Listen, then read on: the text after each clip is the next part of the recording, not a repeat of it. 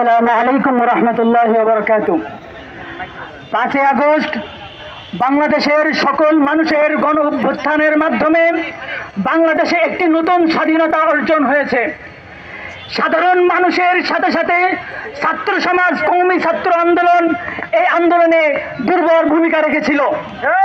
এই আন্দোলনের মাধ্যমে ফ্যাসিস্ট শেখ হাসিনা বাংলাদেশ থেকে পালিয়ে ভারতে যে আশ্রয় নিয়েছে, আমরা বলতে চাই এই শেখ হাসিনা সরকার যদি বাংলাদেশে আসার চিন্তা ভাবনা করে থাকে, আমি বলতে চাই এই কওমি মাদ্রাসার ছাত্র তাকে এই শাহবাগে ফাঁসির কাস্টে ঝুলাবে ইনশাআল্লাহ।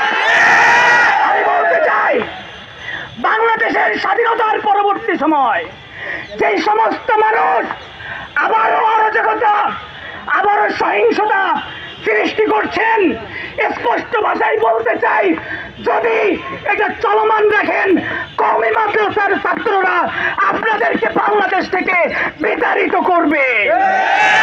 আমি বলতে চাই কোন রকম ভাবে আমাদের অন্তর্বর্তীকালীন সরকারের উপর চাপ প্রয়োগ করা যাবে না।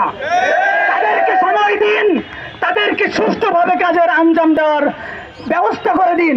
এখন যদি আপনারা উতলা হন, তারা কাজে বিঘ্ন ঘটবে।